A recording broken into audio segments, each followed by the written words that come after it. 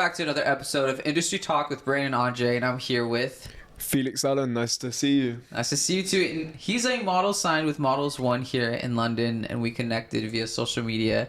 Felix, tell us a little bit about yourself. Well, just tell us where you're from and your backstory here in London. So my dad's from Peru and my mum is from Bournemouth, actually. It's a town in the south of England. I've been brought up in London my whole life. I've lived here since day one. I'm half Latino. Which I think you're the first Latino person that I'm interviewing. Did you, by the way, see... Oh, yeah, I think you did, because I think we talked about briefly the Latino models thing that I did. Yeah. That was pretty... The first video about that was pretty big, because a lot of Hispanic people do not see themselves represented, but they don't know that they are. Because models like you, where it's I mean, unless I'm tanned, I don't look too Latino.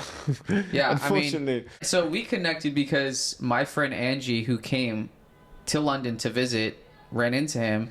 But how did she know that you were Peruvian, or how did that? So I was doing a social media video where I was going up to people in the street, and Angie was taking a photo with her friend in front of the Big Ben, and I went behind and photobombed and joined their photo. And then I ended up like having a conversation, and she was from Peru, and I was from Peru. So you guys connected. Okay. Yeah, interesting. Yeah. So that's how I found out he was Peruvian. But obviously, I don't know if it works differently here, because in California, if you're like Hispanic, that's kind of like, well, duh, everyone's kind of like Hispanic. But here, how rare is it to come across Hispanic people or Latin people? I think I've probably met 3 Peruvian people in London since living here. I wouldn't say it's that common. Right. Do you feel Peruvian at all, or do you just feel like a British kid? No, I'm definitely a London kid, but my dad is so connected to his roots and so in love with his heritage and needs the sun, needs to be in Peru, etc. So it's definitely something that I've always been close to my heart, and going on trips there many times, seeing my family there, which, you know, Peruvian Latino families love to have a massive family, so got a lot of people out there to see. It's definitely made me very connected and fell truly in love with that country. So have you thought about that? You being half Peruvian is like a big deal to a lot of people who are Latin and don't see like a lot of Latin people in modeling, or at least they don't think that they are. Because again, in that video I talked about how there are actually a lot of Hispanic people in modeling. You just can't tell sometimes because they look mixed, or sometimes they look white. Do people call you white looking? Like in England, how does it work here? Because in the US, it's like you look white is what they would say. Yeah, but I think it would be the same. My dad would put he looks mixed. He looks Hispanically mixed, but so does your dad have the same pigment as you? No, he's a bit more darker, but our pigment isn't dark. It's like olive. It's more purple undertone. It's more like you've got a nice tan, basically. Do you get nice tans? Yeah. Thank God. Thank God. Yeah. That's good. But yeah, have you ever thought about yourself being like someone that represents like the Hispanic side of yourself, or have you never really thought about? Not really. I think in the modeling industry, it's a great thing if you are mixed. If you're not just from Britain, if you're not just London, if you've got a bit more, if you've got something interesting about you, it's great. I've never felt like I've represented a community in that same way. Which is interesting, because it's probably why you got signed, is because you have the Peruvian genetics, right? Well, my dad has the big lips, and the big lips is something that I got bullied with growing up from school, and that's something that I would say is quite Hispanic. And because I just saw a video on TikTok literally today where this guy said Europeans, or I don't know if he said Europeans or the English, have notoriously small lips. They have no lips, he says. Yeah. I was like, is that really a thing? I never knew that was a thing. But he was like, they have no lips. Yeah, no lips. So you got Latin lips. I got big juicy lips. I used to be called Fish Lip Felix. Oh, for real? Yeah. Wait, isn't that from that one Shark Tank or Shark Tales? Wasn't Shark that his Tales. name? I don't know if it was Felix. Will Smith? Was it his name Felix? No, I don't think it was. That'd be priceless if it was. But yeah. Okay, do you know any Spanish? Yeah, of course. Say something so that people can at least feel that you're like Peruvian. Hola, ¿qué tal? Yo soy Felix. He can't say his last name in Spanish. It's hard under the pressure. Okay, maybe we'll do a bit later on where I'm speaking to him in Spanish. No, it's cool, because I don't speak fluent Spanish either, so I'm not even I'm not the best representative of like Latin America or being Hispanic, but it is something that as a music artist I came to like appreciate, because there's a huge audience of Latin Americans or just Spanish speaking countries in general that really do gravitate towards you when you admit that you're of that that background and stuff. Yeah, but I feel like in the UK, I mean, being brought up in London and that's all you know, that's where you are, you don't practice your Spanish, so you really fall out of touch with it. I can understand it pretty well, and I can get by. I can tell you, let's go to the shops, or I need to get this food, or etc. But I couldn't say it beautifully in the way that I would want to. But I would just want to spend 1 month out there, 2 months out there, and then I'd be able to really nail it. Well, don't do what I did. I went to Guatemala and I did like my first performance ever on their live television, and then they interviewed me in Spanish. Okay, and they had a translator, and I still was like, no, I don't need no translator. And then it was honestly though, Hispanic people they actually appreciate you trying to speak Spanish than if you like never try at all. Yeah, so I agree. I think that they found me amusing. And I found that to be like whatever. Like at that point forward, I was like, you know what? I'm not even gonna pretend like I know Spanish. I'm gonna just try my best. I'm gonna try, Yeah. and I'm gonna speak my broken Spanish. And I know that they're gonna love me for it because at least I care to try. Yeah. So that's kind of been my philosophy towards that and stuff. So tell me about how you got started in modeling and how you got scouted. Because you got scouted, right? Yep. I got scouted skateboarding in South Bank Skate Park when I was 15 years old. I had long brown hair, and then I bleached the whole thing blonde. So I had long blonde hair that quiffed out at the front, and then I buzzed it. And then that week when I buzzed it, I was into my skateboarding, and I was skateboarding South Bank, topless, skinny, ribs out. It was sunny in the summer, and two middle-aged women came to the barrier, came to the side and looked at me, and I looked at them like, what's this? Who are they looking at? I looked at my boys who I was around, and they were like, you come here. And I was like, what's happening here? And I said, all right, okay. Walked over to them timidly, and they said they were with Models1, which is one of the biggest agencies in Europe, and they said, we'd like to scout me. What did you first think? We're like, this is a joke. They're scamming me. Or did you think that they were the real deal? I thought they were the real deal. That week, I got scouted by 3 agencies: W, Anti, and Models1. That week? That week. Where's this skate park again? Yeah, well, it's notorious for scouting, but I didn't get scouted there every time. One time it was through social media, another time just out in a different place in central London. But yeah, that week I got scouted by those 3 agencies, and I went for meetings with all of them. And after speaking to all of them, I picked Models1, who was my favorite and who I'm with now to this day. Nice. What was your perception of modeling before you got scouted? Like, was it something that was even ever on your mind? I don't think so. I was into my fashion because I was skateboarding, and when you're a skater, you're into your fashion. It comes hand in hand. So I was wearing my baggy jeans, and I was wearing my big graphic t-shirts, like stuff like that. But I didn't think about modeling in the same way. I did social media. I was posting on Instagram and posting skateboarding clips and photos of me with my boys chilling with our skateboards.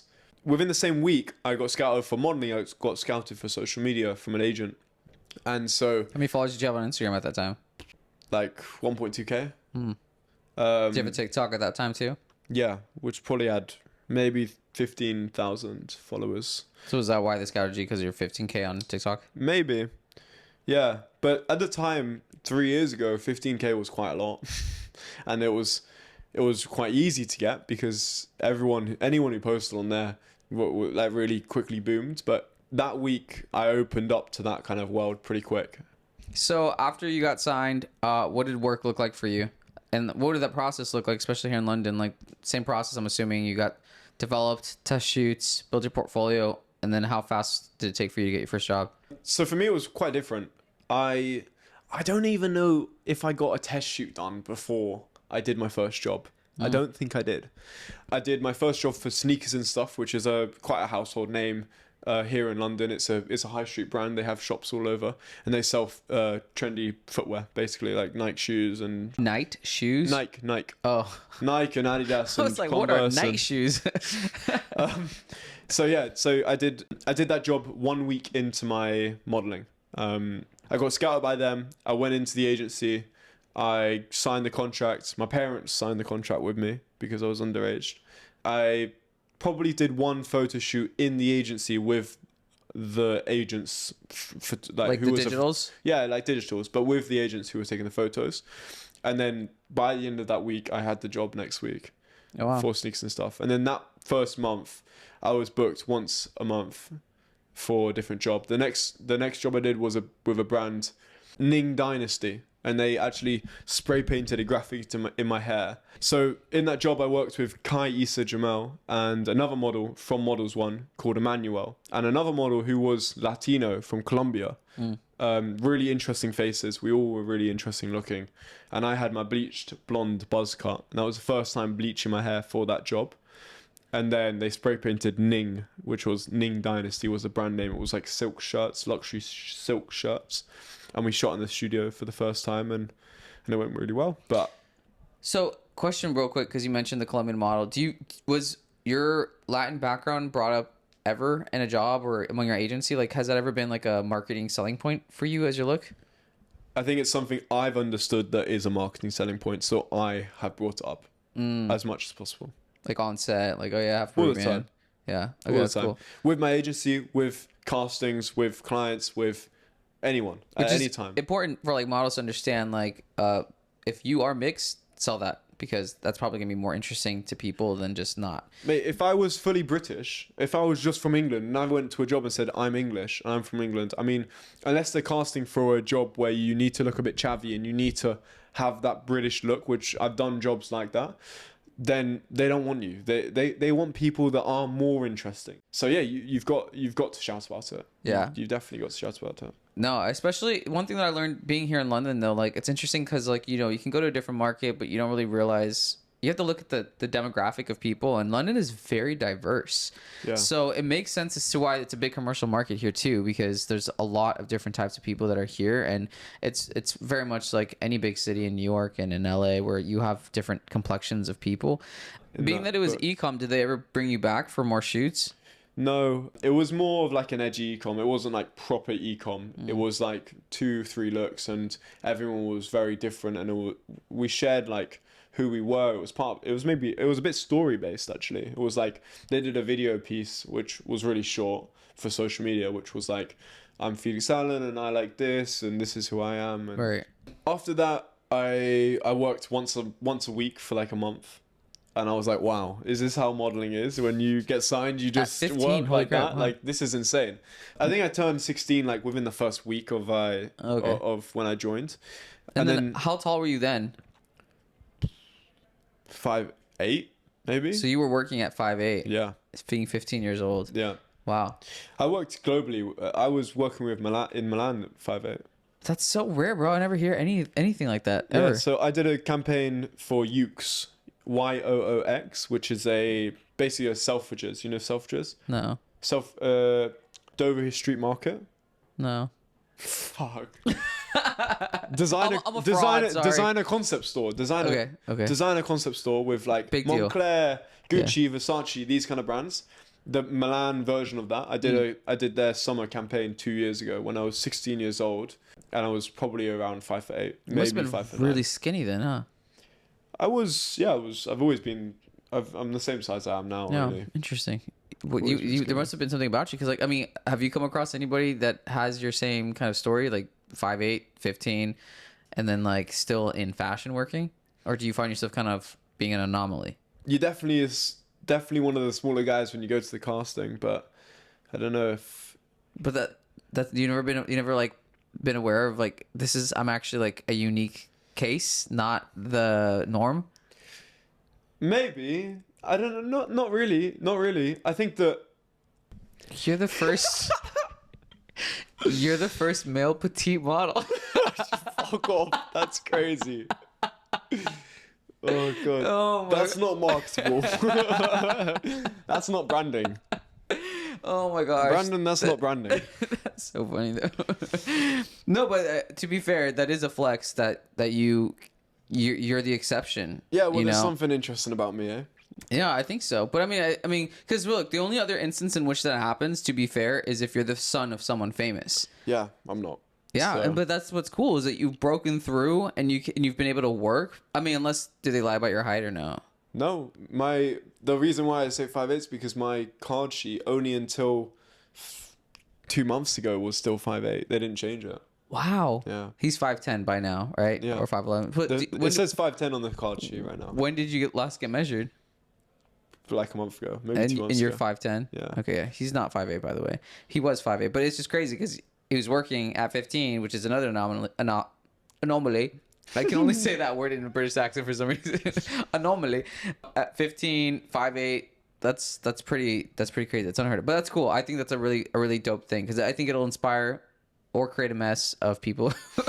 It'll either inspire people or make people more delusional. I don't know what we're going to accomplish here, but Probably both. Probably both. It happened. Okay, so in your first year of modeling, what range of earnings did you make your first year of modeling? I think from June to April, I made £7,000 to £12,000 in my first June to April. When I got scouted in especially June, at 16 or yeah, 16, 16. Yeah. Yeah. Okay. Now you've been modeling for how many years? 2.5 now.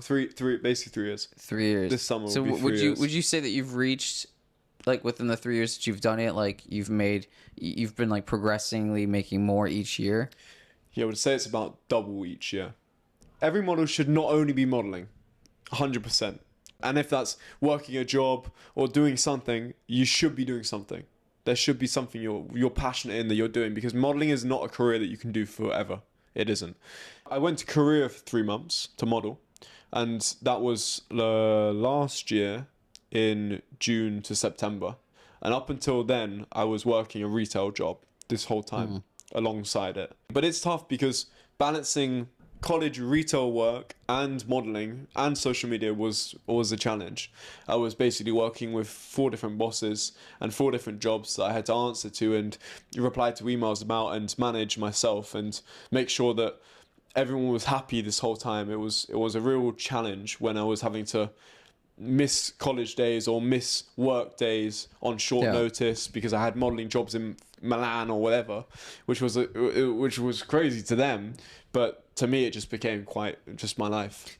Now you mentioned something that I forgot, which is the social media marketing aspect of things. So in that same first year, because you got signed to an agency for social media at the same time as you did a modeling agency, correct? Yeah. So how much did you make from social media, or did you include that with like your model earnings? No, I didn't include that. I would say less. I've not earned nearly as much as I have through modeling.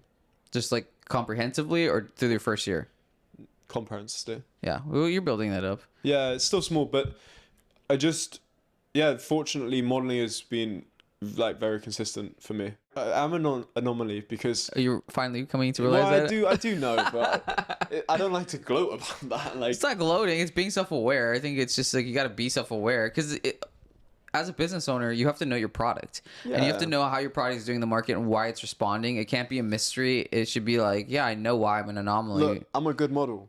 Now you're getting cocky. No, I'm just kidding. No. I'm just kidding. Look, let me preach. We're preaching. Let me preach because when I walk into set, maybe this is something that I've worked on and trained, or maybe I just kind of some reason somehow I knew it from day one.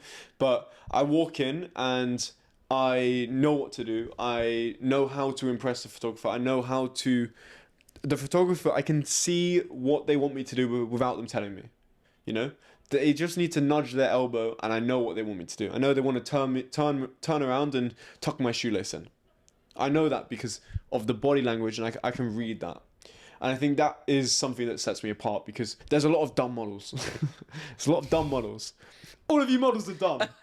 No, but there's a First of all, I thought because your accent, I thought you said this. First of all, there's a lot of Dumbledores. I'm like, Dumbledores? We're not speaking about Harry Potter here. Lock in. Harry Potter? Anyway, sorry. There's a lot of dumb models. I don't think that, but I do think that. No, that's 100%. Are you kidding me? Yes. I'll support that statement. Okay, thank you. But yeah, I think it's easy. I think it's quite easy to tell what the photographer is trying to tell you without having to tell you. If your shoelace isn't tucked in, you know that you need to flip and tuck it. Like, but a lot of models don't see that and don't do that. It's called organically. Anticipation. They don't anticipate. But and that's funny because even when I do my development with aspiring models or models and I do their digital, it's like I always have to teach them like basic things that they don't think about. Like, for instance, when you're posing with your hand in your pocket, sometimes you can flip your shirt and the bottom lining of the shirt gets flipped. Like, I have to teach them, and I always instill in them, always look at your shirt. Always make sure your outfit is like your sleeves are fixed, your bottom of the shirt is not flipped.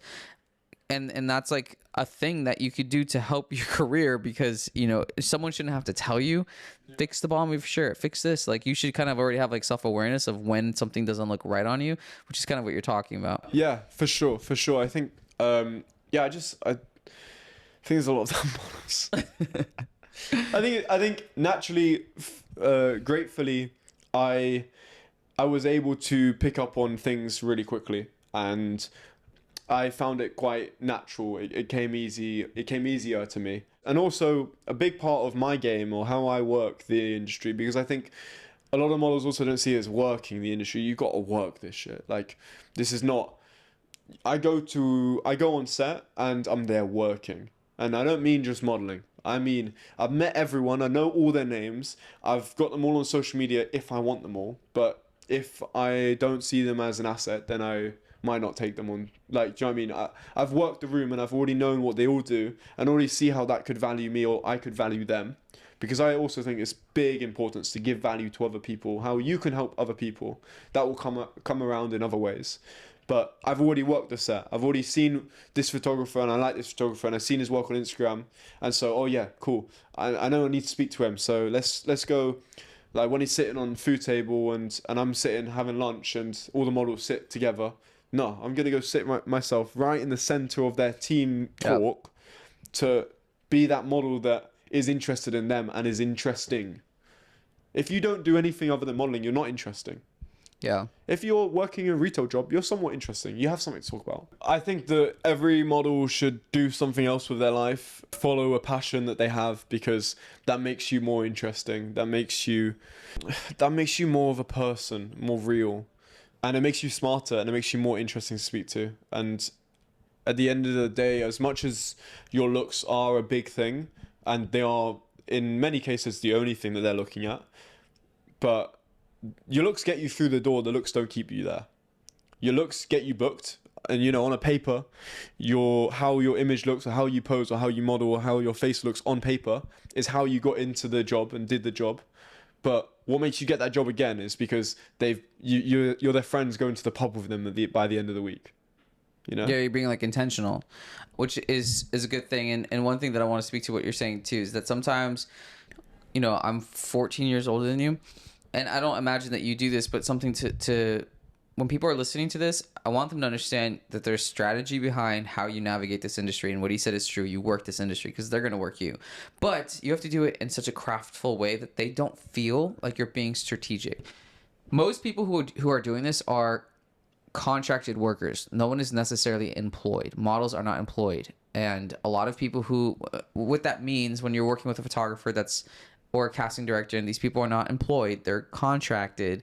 That means that they decide when they work, and they're not under some sort of corporate ladder. They don't follow the corporate structure. So you don't approach this industry the same way that you would in the corporate world. And another example of that is in the fashion world, people communicate very casually in email sometimes. It's not as professional as you would in the corporate world. Why? Because people are choosing to do this, and they love doing this because of the creative and the passion, which means that relationship-based dynamics are so critical, because they want to create with people they like. It's all about likability, which means they want to make sure that the connections you establish are somewhat genuine. So while it's important to be strategic, it's also important to be genuine, so that you don't feel like you're being worked. That's what I was going to say is, thankfully for me, I love talking to people. I love getting to know who they are. I love hearing about their passions. I love hearing about what is interesting to them, what they've done recently. I love that. I love just understanding people. And so fortunately, I wasn't having to work anyone. I wasn't having to be crafty with my ways. I just wanted to go around the room and know what everyone was doing, because that's interesting to me. Well, yeah, you seem to be very charismatic and an extrovert. Are you an extrovert? Yeah. I think you probably might be the first person that I've interviewed that's an extrovert. Honestly, now that I'm thinking about everyone that I've interviewed, I think you might be the only extrovert. I actually don't meet a lot of extroverts. Really? Yeah. Everyone I'm around is like introverted, and like I kind of sometimes feel like in my own world. Do you think that's because you click with introverts more because you are extroverted? Well, they say that. That's what they say. Yeah, they say that extroverts attract introverts. Yeah. You know, I think sometimes too, my age, if they're younger than me, I can deal with an extrovert. Sometimes if they're my age, it always becomes competition. Like there's always this competitive nature, and it's never because I'm competing with somebody, because I don't honestly, I'm like so content with myself that I don't feel the need to compete, and I'm also like really uplifting of others. But a lot of times if they're young and prideful and extroverts, they'll see me as competition, or they'll try to like, it's like an ego thing, and I'm just like, I don't need to shine. You can shine if you want. Like I don't care. But yeah, I don't really know a lot of extroverts. It's actually sometimes really I feel like literally even my two models that I'm signed, I think they're both like introverts. One's a little bit more extroverted, but they're both, I have to like push them to get like and that's like sometimes I feel like I'm trying to build myself within others, like to like push them and challenge them so that they can learn to be like charismatic and like this way. Yeah, well, for me, I was 15 years old and I was walking around a room getting to know everyone. That is so powerful. Which is why I was saying what I was saying to you earlier, because when I see that, it's to me it's rare, because I'm like, oh, I never really see this. I see more of the introverts. I see more of the people that are like being developed. I don't really see people like you who come already with like what I have, and I'm like, cool. Like, that's why I'm like, oh, that's dope, because it's like a star recognizes a star. So and and I think that's dope. But I think it's important, because I think when people watch this, they need to hear how you talk and hear how you carry yourself to know how to recognize that, what I call star power. Like it's a star thing. Like not everyone has it. It's something that people are born with. Charisma can be taught to a certain extent, but for most people that have it, it's just very natural, and it is what it is. One thing for me from a young age, which was really interesting, was when I was 16, I worked with Tommy Hilfiger for about 8 months. I went over once or twice a month to Amsterdam when I was 16 years old. Outside of, left college, left my family once or twice a month to go and do their ecom, which was really interesting. Legal, by the way? Because I've created in the States a whole course for parents to teach, or it's basically called Raising a Model Parent Masterclass, teaching parents how to get their kids into child modeling. And in child modeling, and we're talking about less than 18 years old, a parent has to be on set. So how do they get? I think it's different in Europe. I think from 16, they don't care about kids here. from 16, you're maybe more considered as an adult. But I was traveling since, was I 15? No, probably 16 when I started properly traveling. When I got to the airport, in Faro Airport in Portugal, and they said to me I had to have a long list of things, five bullet points of things I had to have to go through the border, because I was 16 years old and I was going there to do this modeling job. And so I was there stressing out, calling my parents, calling the agency, calling the client. It was a bit of a funny situation. That client hasn't booked me again, probably for the fact of that. But so it has become, it was a struggle here and there. But apart from Faro Airport, it's been fine. Yeah. Wow, that's crazy. Okay, so Tommy Hilfiger. I've done probably every magazine in London you can think of, from Days to Greatest twice to Arena Home Plus was my first magazine. Done Adidas stuff, Nike stuff, Samsung stuff. Okay. So you've done a lot of editorial. So you do basically, it sounds like you basically do a healthy balance of fashion commercial stuff. Yeah. Luckily, my agency is tailored towards more higher fashion. Right. Editorial, more funky, more the Tiffany and Co, the Versace, these kind of brands. That's their more bread and butter. But because I have a more commercial or in between look where I can do commercial and I can do that, it means that through them I basically scoop up all the commercial jobs in our agency. There's about 5 boys that really work there around my age, and I scoop up a lot of the commercial jobs, and then means I get some of the high fashion jobs at the same time through that. So you mentioned earlier to me that you've done Fashion Week as a 5'8", 16-year-old male model. How? Today's podcast is brought to you by me. Brandon Andre. If you're a model who wants to become a working model, then you need to enroll in my Model Masterclass today. In my online class, I teach models how to make more money by showing them how to manage their careers as a business. From getting signed, to building a portfolio that gets you jobs, to building an audience on TikTok and Instagram, then monetizing it, to learning how to win the favor from your agents and casting directors, to learning how to brand yourself on social media, and how to lure in brands and brand deals to increase your income as a model. Getting signed doesn't mean you'll get work, but learning how to run a business does. So enroll in my Model Masterclass now by going to my website at brandonandrephoto.com. Yeah, I mean, it's actually a funny story. I was in Fashion Week for social media. I was in Paris for social media, and I went to an Axel Arigato party, after party, the first day of Fashion Week. And at that party, I was getting lit on the dance floor, and someone came up to me and said, "Are you in town for a few days? Are you a model?" And I was like, "Yeah." And she was like, "Can you come to a casting tomorrow?" And I was like, "Yeah." And then I came to the casting and they booked me for the job. It was Mr. Saturday, a Canadian brand. I think they'd done their second or third runway in Paris that year, which was 2023. And I got the job and I walked to the show. And you were 5'8". I was 5'8" and 16 years old. And they didn't mention anything about your height? No. What about the other models that you were walking with? Were you the shortest one? Probably. Yeah. I think they had a bit more of a diverse group, but I was definitely the shortest Does one. that mean that brand was more commercial, or like what was the style of that brand? I was wearing silk shorts and a silk jacket. So they were going for a more high fashion look for sure. I wouldn't say it was more commercial. It was shot in a beautiful marble building. Now, when a lot of people think of models who are shorter than like your typical runway model, when they think of those shows, they tend to think, oh, it's probably not a real show.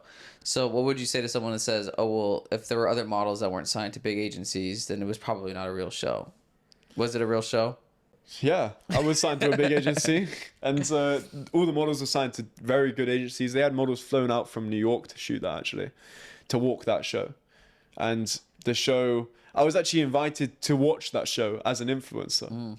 So my agency, my social media agency, and all the team that I'm friends with, that we were traveling with there, all had seats front row to that show and watched me walk in. Wow. What did your Models1 agency say when you got that opportunity? Like, did they organize and orchestrate everything? Yeah, when I got told that, I said, okay, let me talk to my agency. I spoke to my agency. And that time, I don't think I wasn't signed in Paris. I think I was not signed in Paris yet. And so I did it through my agency in London. I told them, and they were like, oh, yeah, okay, great, go for it. And then I went for it. So then, now, what was your other shows that you've walked? And then the fashion week after that in London, I went and I did a few castings for shows in London. And one of them was Masha Popova. And the casting went well. I went to it and... Sorry. The casting went well and I went to it and I got the job. Oh, I was waiting for an exciting part of the story. I don't know. There's no more to say. I got in when I did the job. I had bleached blonde hair, and How old were you at this point? I was 16, I think, still maybe 17, but around the same height. And I walked into the building at like 8 a.m. I was one of the first models there, and they dyed my hair blue instantly, which was a bit of a shock. I didn't know before I was going there I was getting my hair dyed blue. Wait, and you were still 5'8" at this point? Yeah, I think so. So at that particular runway show, no model looked at you like, what are you doing here? Nah. Maybe you were just living in your own world, because that does not seem like the fashion industry for you to be in a room with a bunch of other models that are like 6'1", 6'2", and then this little 5'8" kid comes in, and I would have thought that they would have like, what is this kid doing here? Like, you're not one of us. I rocked it with style. I went and talked to them. I made them all my friends. See, the I made them more extrovert. interesting. It's called disarming. He probably disarmed them with his personality, with his charm. Disarmed him with his charm. Well, I just walked in there and I got to know them. You know, a lot of these models are shy at the same time. And when they see someone who comes in and wants to chat to them, they're like, whoa, hold on. This guy actually wants to talk to me. And I don't know. Yeah, like, disarming. You disarm them. A lot of models are shy. So me going forward to them and I guess stopping them from making those dirty looks because I've already made them my friend before they even got a chance to do that. Which is another tactic that I tell people: make someone your ally before they become your enemy. So maybe that's what happened. At 16, how do you even know to think to do that? I grew up pretty fast. when I was skateboarding, I was always father. Sorry. when I was skateboarding, I always Finding knew. Nemo. I always hung out with older people, so I got prone to, like, they always wanted to teach me stuff and make me their kid in some way, you know. With your confidence at that age, did you even feel different than other models? Did you even feel different than other models, like with your height and stuff? It's always been a thing that I've thought about, for sure. Really? Yeah. So that's why you don't embrace the petite model. Nah. First ever male petite male model. Shut the fuck up. Yeah, I wouldn't say it's something that boosts me with confidence, to be honest with you. And I think that if I was flipping 6 foot tall, God, the runways and the shit that I'd be doing. Like, if I can do it now with my age and my height, if I was 6 foot tall. Do you think that that's a setback because of your height? Like, you think that... Like, Yeah, definitely. Like, do you think that it's a pro and con to you? Like, you're unique because of your height? No. Okay. No. I think it's a setback. Do you think you'll grow more? How tall is your dad? Smaller than me. Oh, really? Yeah. Dang, so he's really Peruvian. Yeah. Wow, that's crazy. Yeah. So it's an even bigger deal that you're like modeling, representing like Latin America, because Latin Americans are known for being short, but Yeah. you're like on fashion runways or in fashion shows. So how many total runway shows have you done? 2. Just 2. Oh, just those 2. Yeah, just 2. Okay, and you want to do more? If it comes. I mean, for me, like, it's not something... I think runways are great, but they don't get you jobs. And I think it's a misconception, because there's a guy in our agency that I was spoken to the other day. Amazing model. He debuted for Prada 2 years ago, and then after that has walked every big house you could think of. Dior, Louis Vuitton, everyone. Really well. And he's done e-com for Prada. He does all this stuff. He hasn't done a job in 6 months. He hasn't done a job in 6 months, and I've been making money. Like, you know, I've been doing jobs every other week, you know, and he hasn't done any jobs in 6 months, and he debuted with Prada. He does Prada e-com. He, you know, that's crazy. That's crazy. So the fact is that although sometimes, yes, doing high fashion runways translates well to getting jobs in other lands, it's not something you need to hedge your bets on. Yeah, I also think some people only ever become runway models where they never actually book campaigns, but they just do the runways and stuff. And it's just like, that's why I don't try to glamorize the runway life, because it's not as glamorous as people think it is. I think it's cool. It's an opportunity. I think it's epic. But I think oftentimes being able to do both and making your bread and butter from commercial work is like really dope. But you also been able to do editorial stuff, which is really cool. Yeah. Because it's either... I actually don't talk to many models that do editorials anymore, but it's maybe because I live in LA and editorial's not really like a big thing over there. No, we love our magazines there still. Yeah, that's what I was told yesterday when I was interviewing the agency owner of Genesis. So now you're in your 3rd year. What are you expecting to come of modeling? Like, are you expecting... Like, how do you grow it from here? How do I grow it from here? Other than growing yourself. Fucking hell. I think I don't expect anything. I think that's a great way to go about it. You shouldn't expect anything in life. You should just work hard and hope that something comes because of what you worked hard on. And something will come if you work hard. And I work fucking hard. Yeah. So, and whether that's with modeling or with other things in life, I work hard. And that means that something will come of it. But I don't expect anything from modeling. I'm really thankful for some of the commercial clients that I have on regular ecom here. I'm really thankful for the campaigns that I do here and there, which make a great amount of money on occasion. But for me, modeling isn't my end goal. And I think unless you are a supermodel, unless you are 6'2" and you have my face. No, unless you are 6'2" and you are insanely beautiful and interesting at the same time, and you're like fucking like, yeah, wow, then make that your thing and really work on it, and yeah, cool. But if you're not that, then which by the way, there's 5 people in the last 20 years to be that, like, you know, it's very, very rare, then just do it and have it when it comes. And when it comes, you work hard on it, and when it comes, you perform your best, and you meet everyone in the team, and you try really hard, and you be successful on those days. But when it doesn't come, you work on other stuff. That's not my end goal. And that maybe, you know, I'm not going to tell you what to do, but not you, I'm not going to tell you what you to do, but that's not my end goal. And you know, I kind of see you doing really well successfully as an actor too. You know, I feel like you have a good actor look, but I think you also have and actors who are watching this are probably gonna be like, what do you know, Brandon? But, you know, there is a degree of self-awareness and fearlessness that it requires to do acting. And I feel like, well, it's a very translatable skill. It's like dance. I don't know. I've always fancied myself as a dancer. I can't dance for shit, but I think that I can move well. yeah, Maybe it's the Latin hips, I always say. the Latin hips. You should watch him as he skates on a board. He shakes some hips. Whoa. No. I think acting's a transferable skill, and I would love to do it one day. Yeah, because I was just thinking, I'm like, I kind of think of that one show with the money heist. Yeah. Actually, you kind of remind me of one of the characters now that I think about it from Money Heist. But no, I think that'd be cool for you to like dive into if the opportunity comes up, especially because you're so young. You're 19, so there's like the possibilities are limitless for you. Yeah.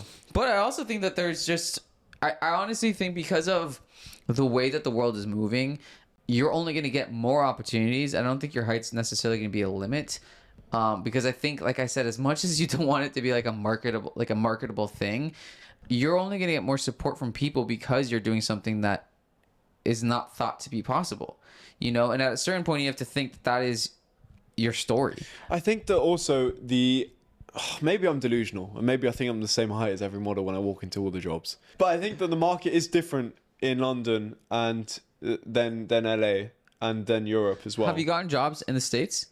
No, I signed to them last year. Signed to One Management in New York last year, and I haven't got my visa yet. And I've got option for a big job recently, actually, which we were gonna like fast track my visa to do so for, but it didn't pull around and didn't end up doing it. But who's paying for it? You or the agency?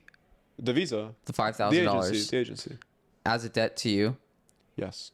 So you're gonna have to pay it back eventually, essentially. But that job was gonna cover that and give me some money on top. Oh, so damn. that's why For like $10,000 or something. So it was a $7,000 job. Why don't you just pay for your own visa and then like try to get jobs in the United States? Because I feel like you probably do very successfully in the United States and make more money. But like pay out of pocket, pay for like out of all the earnings that you're making, pay for the visa and go get some more money in the States. Because I'm 19. What does that have to do with anything? It means that I don't need to exploit that market yet. It means that I'm working here. Why leave? To make money? Yeah, but I'm working. I'm making money here. I mean, but I'm making money in the States and I'm here. It's something that my agency are working towards, and that we are in talks about. I mean, this job opportunity happened like a month ago, and we were almost going to go on it and send it. But I'm going to Japan in next month for 2 months. Okay, let's unpack that, because this is something that's really interesting that comes to my mind. Like, why go to Japan or Asian countries to work when like what you actually make doesn't really hold value to here, to like the currency awful. here? Yeah. So instead of like, I'd rather just like, in my mind, it's like this, wouldn't the smartest thing to be to like, okay, pay the $5,000 to get your visa, because you obviously have the body of work to easily get an O1 visa for the United States, and then the money that you make there, at least, because it's either comparable or we pay more in the States. I'm not really sure. Definitely pay more in the States. Okay, so then it's like you're bringing more money from the States, and at least you have like the opportunity to test out and build a market there. Like, why? What's the point of going to like Asian markets? Well, because I enjoyed traveling, and I'm blessed that this job will allow me to do so. Okay, sorry, I was thinking about money, you guys. I'm like, why would you go to a place where you're barely making money? Because I like traveling? Oh. Well, for me, my girlfriend got to come out there for a month when I was in Korea for 3 months. And she came and we had a holiday for a month while I was working. I'm young and I'm just experiencing different places. And living in Korea was an insane experience. It was very impactful for me. That's where I want to go next year, by the way. Yeah, it was great. And I'm just kind of ticking them off. I'm doing Japan this year because I've always wanted to go, and it'll be interesting. And then we're going to travel around Asia for a month after, and explore just on holiday. And then next year, maybe we'll do the States. But I also quite fancy going to South Africa or Australia. I think there's maybe a conception where you like, as a model in Europe, you take on Europe and you be the face of Europe. And then once you've done that, you can go to to the States and you're a new face. And for me, while I'm still a new face in London, I don't need to take on America yet. Basically, you know? like you want to dominate this market first. Yeah, I mean, I think that the US market is amazing because it gives you an opportunity to be a fresh face when you're from Europe.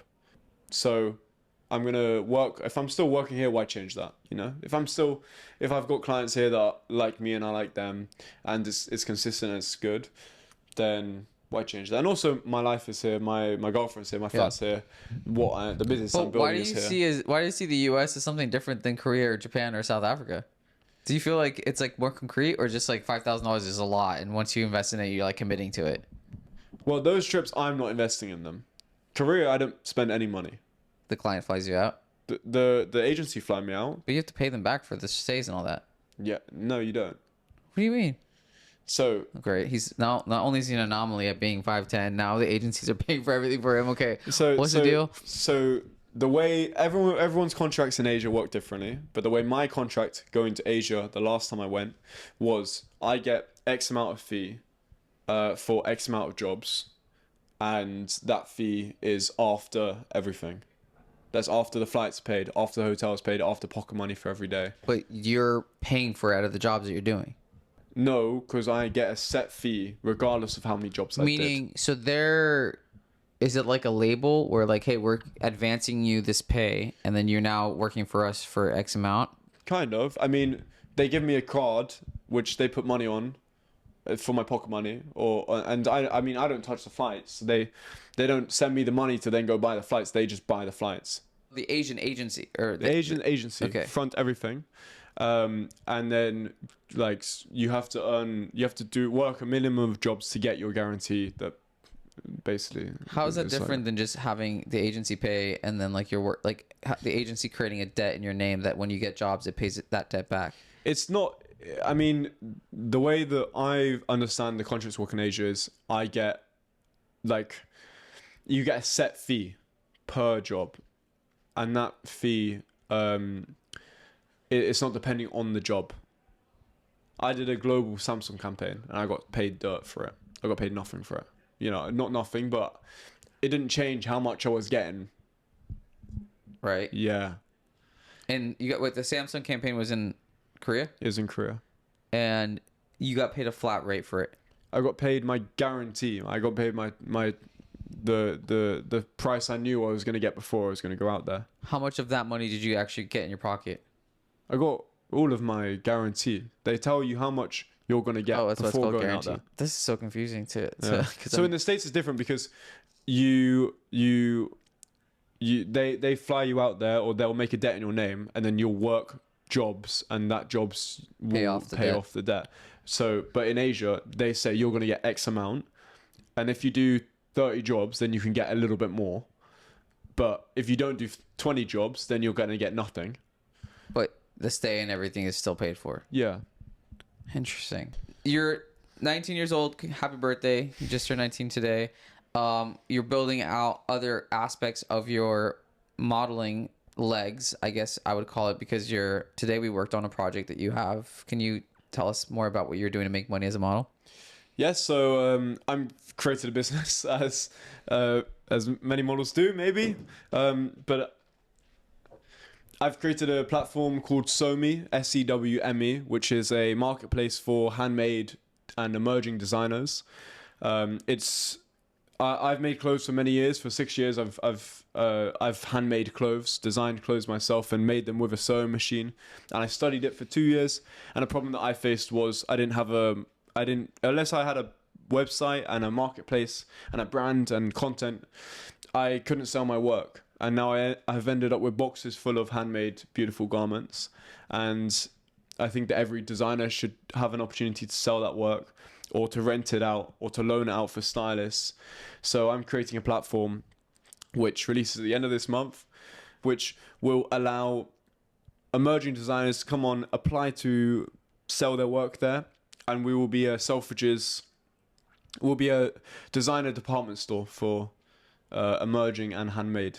That's really cool. So how has it been getting people who you've worked with in the last 3 years support in what you're building? It's been great because I've made friends with everyone on my set. It means that models, photographers, videographers, people that I've worked with for many years. I've now asked for favors to come back and collaborate with me on the project that I'm doing now, and they're all very keen to support and keen to help out. So it's been great. Yeah, that's how we ended up connecting too. Is he reached out to me to do an interview for your pieces. Yeah, so we're interviewing creatives and people in the fashion industry, and so yeah. So how can someone that's interested, who is a designer or a model, or just someone that might be interested in fashion, how can they get connected to what you're building right now? message me on Instagram And say what? Hi. and say hey and what you do, and I'll figure out a way for us to help each other. But in terms of actually like connecting to like I want to buy something, I have this, like when is that gonna be ready? By the end of the month? Yeah, by the end of the month, the website will be But out. it's exclusively just in London. The designers are from two designers from London, one designer's from Bournemouth, one designer's from Kent.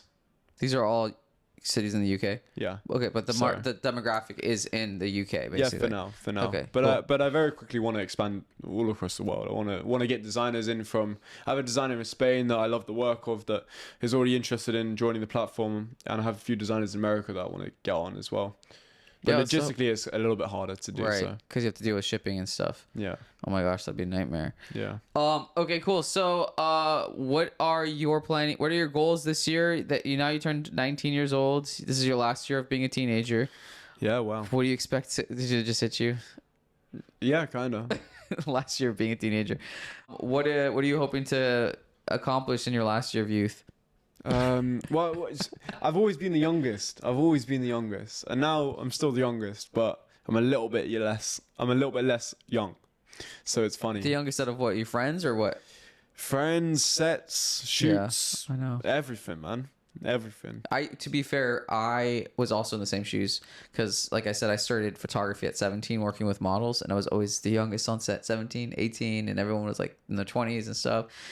And then now I'm the oldest, so.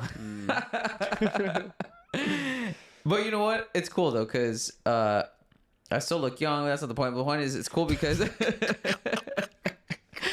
The skincare's good. Thank you. Yeah, The point I was trying to say is that it's cool to be at both ends of the spectrum. yeah, like having entered so young, and then now being like the older one on set because like all the models are your age, but to kind of like see the road ahead and to still be in it, because I think the biggest thing that anybody could hope for being in an industry that's creative is still being in that industry, you know. And I think I'm so proud of myself for the fact that I'm still here doing what I'm doing. I'm not one of those photographers that I did photography when I was young but couldn't figure out how to make money from it.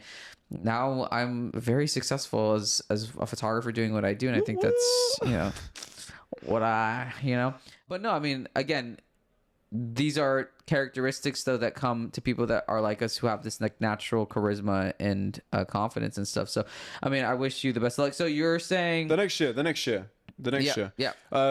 build the platform out. SoMe is my main goal. Modeling and social media I'm working really hard on, but when it comes, and thankfully that's stable, and that's my only paycheck right now, and it has been for the last 3 or 4 months, which has been quite insane, to be fair, because it's never something that I pushed to other people or to myself was, okay, only do modeling. No, I always thought you should have a steady paycheck, which is something else, because not having your money, been less than 3 months time or whatever, and less than on every date at the end of the month is quite hard. But thankfully, touch wood, it's all going well, and I'm able to live off it right now. Yeah. And so I'm going to continue doing that and continue building something else which will in turn and ultimately make more money and be more successful and be more longevity, which is SoMe platform. So that's what I'm doing. That's and awesome, that's man. what I'll be building out. That's the plan. for 19 years. Okay, you've lived 19 years. What is one piece of advice you'd give someone that is younger that is watching this? The biggest thing for me has been speaking to people.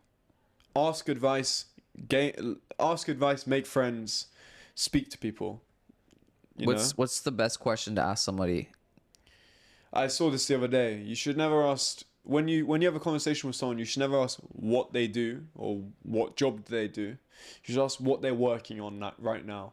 What's new for them, because that means that they can tell you about their work, or they could tell you about their hobby.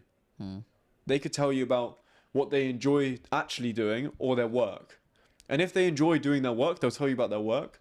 But if they enjoy doing something else and they're more passionate in, they'll tell you about that. And that is way more useful to know, because then the next time you go to them, you say, "Oh, how you working on that? How is it going now?"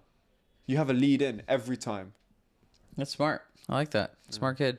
Well, I know you have to get going to your birthday dinner, so I thank you so much for coming on to the show, and No I'm sure we'll worries. see more of each other as you continue to grow and as I continue to become famous. Any last things? Anything else you think you need to talk about? Stay humble. Modeling. What does that mean? What does that mean? Modeling, yeah, you don't fucking know. That's a clip.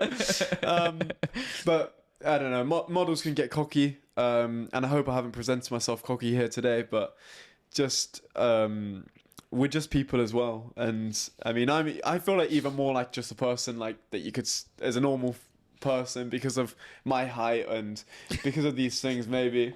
You know, I'm not a 6'2" arrogant guy strutting down the street. I'm just more me, but Pocket sized. be yourself. That's wow. Coming from fucking you, bro. I have to take it out sometimes, you know. It's the first time you've ever said that to someone, eh? Someone else, other than yourself in the mirror. Basically, yes, yeah. Usually it's like, you know, Yeah. putting myself down in the mirror. But But be yourself. Be who you are. Be true to yourself, and just create some energy around you. You know. yeah. That people like you for your energy, for how you can bless other people. What opportunities can you give to other people? How can you help other people?